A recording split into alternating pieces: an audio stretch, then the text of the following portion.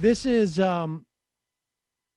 when in doubt, the conservative machine is casting about now, looking for there. I mean, there's a certain desperation I think that's coming out because this whole attempt. I mean, Biden's meeting with the 10 senators, and we'll see. Like I want to make it clear, I'm not a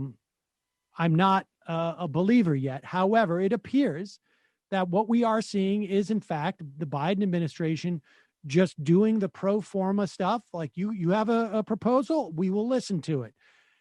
But if they go ahead with the reconciliation, this is going to be a big deal because it's going to be the first time that I can remember in 20 years, maybe more, that you have a situation where the Democrats, and again, I think 1.9 is necessary but insufficient, but where Biden comes out with a number, says this is what we're going to pass. I'm going to give you an opportunity to get on board. You don't want to get on board, we're going to pass it anyways.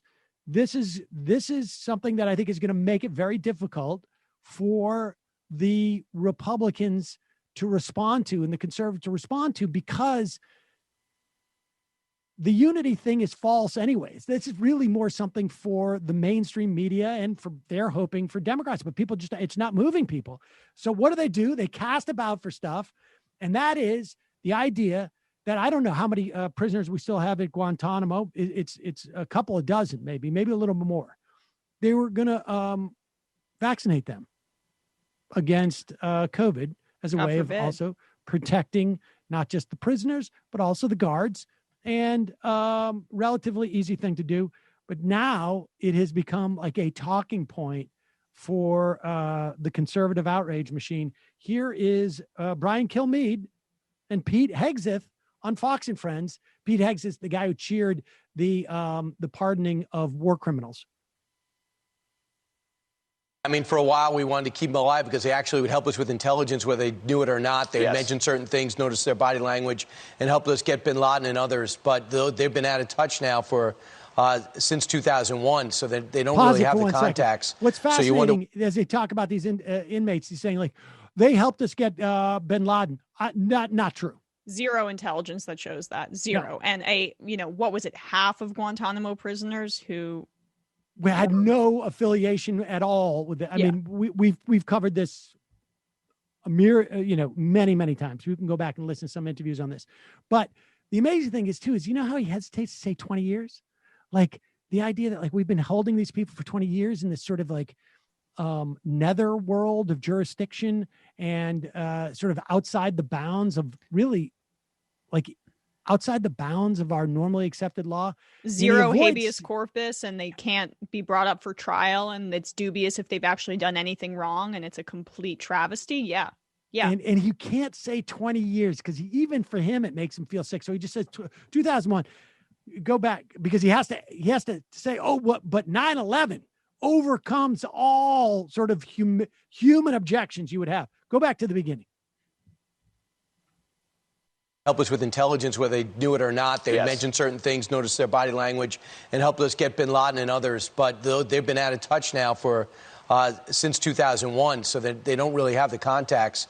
So you wonder why we just don't kill them, and put them on trial. They all should get the death penalty. And we already know the facts. Most of them have admitted to it.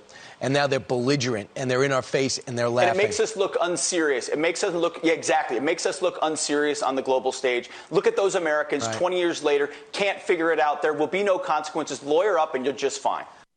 Yeah, they really care about 9/11 and holding people to account, which is why literally every single fucking year the Republicans try to block the 9/11 first responders bill because they don't want to pay for the first responders' health care.